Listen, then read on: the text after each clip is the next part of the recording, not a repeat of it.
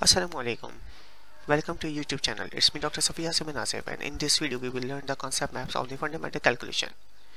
जब भी कैलकुलेशंस की बात की जा रही होती है या न्यूमेरिकल को सॉल्व करने की बात की जा रही होती है, हमें तो सबसे बड़ी प्रॉब्लम हो रही होती है कि हम फार्मूले को किस तरह से मेमोराइज करें। अक्सर हम फार्मूले को लिखते वक्त गलती कर देते हैं, जैसे कैलकुलेशन के नंबर हमारे माइनस हो जाते हैं। सो इसके लिए हमें बेतहाशा हमारी कोशिश होती है कि बहुत सारे फार्मूलाज को मेमोराइज करें, लेकिन इसकी हर की ज़रूरत नहीं है। And this can be eliminated by just memorise the concept map of the fundamental calculations. तो लेट्स सी कि किस तरह से कॉन्सेप्ट मैप्स हमें फंडामेंटल कैलकुलेशन में फार्मूला को मेमोराइज करने में मददगार साबित होता है। तो सपोज करें हम बात करते हैं मोल्स की, जो कि अक्सर फार्मूले में या न्यूमेरिकल में यूज़ किया जा रहा होता है। Moles is a quantitative quantity और इस मोल को बेसिकली कन्वर्ट किया जाता है मुख्तलिफ दूसरी क्वांटिटीज़ में, जो कि क्वान्टिफाइबल होती हैं। वो क्वांटिटीज़ कौन सी होती हैं? लेट अस सी। मोल्स बेसिकली एक वे से डेस्टिनेशन 1 की तरफ भी मूव कर रहा है। सपोज दूसरा मोल का एक और रास्ता निकल रहा है मोल से, और वो है डेस्टिनेशन 2 की तरफ, एंड दिस इज अ वे 2। इसी तरीके से मोल का तीसरा एक और रास्ता निकला है way 3, that is towards the destination 3। Now we will see that what is going to happen. Way 1 basically क्या डिस्क्राइब कर रहा है कि मोल और डेस्टिनेशन के दरमियान का फासला है। मोल से अगर डेस्टिनेशन की तरफ जाएंगे या डेस्टिनेशन से मोल की तरफ आएंगे तो यहाँ पे दो रास्ते हैं, एग्जिट और एंट्री के। सो लेट्स सी, अगर हम डेस्टिनेशन से मोल की तरफ आएंगे यानी कि एंट्रेंस है, तो ये एक रास्ता है। इसी तरीके से मोल से डेस्टिनेशन की तरफ के जाने का रास्ता दूसरा रास्ता है, दैट इज द एग्जिट वे। इसी तरीके से मोल से डेस्टिनेशन 2 की तरफ जाने के लिए वे 2 का यूज़ किया जाएगा, और वे 2 से डेस्टिनेशन से मोल की तरफ आएंगे तो वो एंट्रेंस का रास्ता है। इसी तरीके से इसका एक एग्जिट का रास्ता भी। इसी तरीके से मोल से डेस्टिनेशन 3 की तरफ जाएंगे अगर मूव करेंगे तो यहाँ पे भी दो किस्म के रास्ते हैं, एंट्रेंस एंड एग्जिट। नाउ अब हम मैथमेटिकल ऑपरेटर का सहारा लेंगे और मैथमेटिकल ऑपरेटर को इनपुट और आउटपुट यानी कि एंट्रेंस और एग्जिट जो रूट हैं वहाँ पे प्लेस करेंगे। जितने एग्जिट के रूट हैं वहाँ पे हम साइन लगा देंगे, यानी मैथमेटिकल ऑपरेटर लगा देंगे मल्टीप्लाई।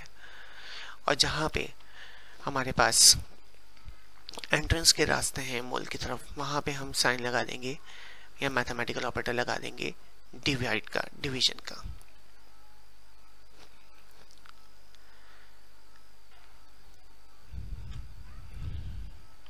अब हम इस एम्बिग्यूटी को ख़त्म करते हैं कि इस डेस्टिनेशन से क्या मुराद है। डेस्टिनेशन से मुराद ये है कि there are some quantification values यानी कि क्वांटिफाइबल वैल्यूज़।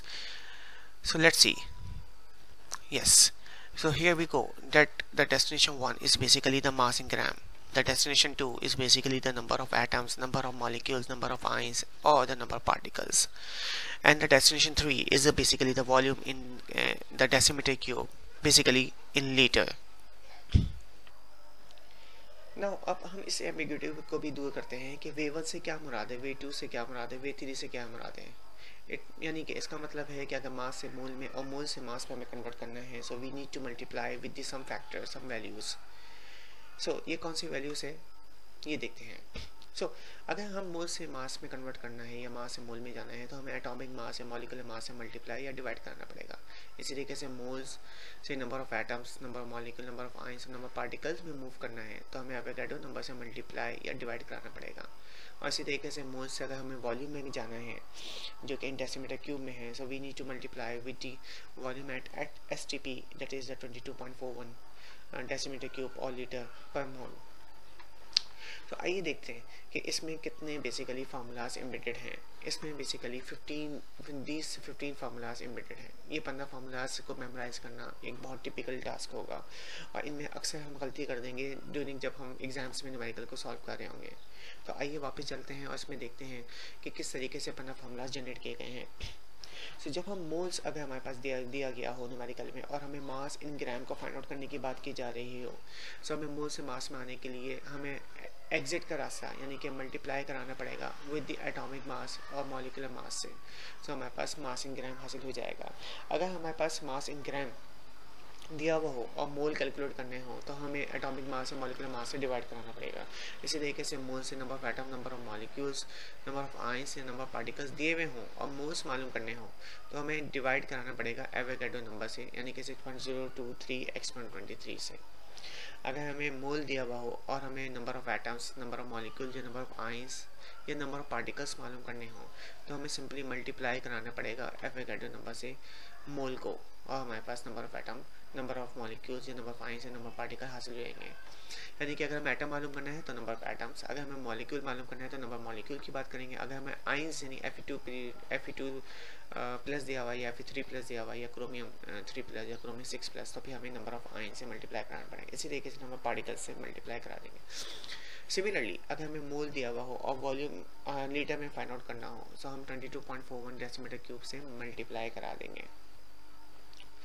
इसी तरीके से मोल मालूम करना हो, आई रिपीट, अगर हमें वॉल्यूम दिया हुआ हो और हमें मोल मालूम करना हो तो हमें वॉल्यूम को डिवाइड करा देना है 22.41 से, तो हमें पर मोल हासिल हो जाएंगे। और अगर हमें मोल दिए हुए हों और वॉल्यूम मालूम करना हो तो हम मल्टीप्लाई करा देंगे मोल को 22.41 डेसीमीटर क्यूब पर मोल से, तो हमारे पास वॉल्यूम हासिल हो जाएगा।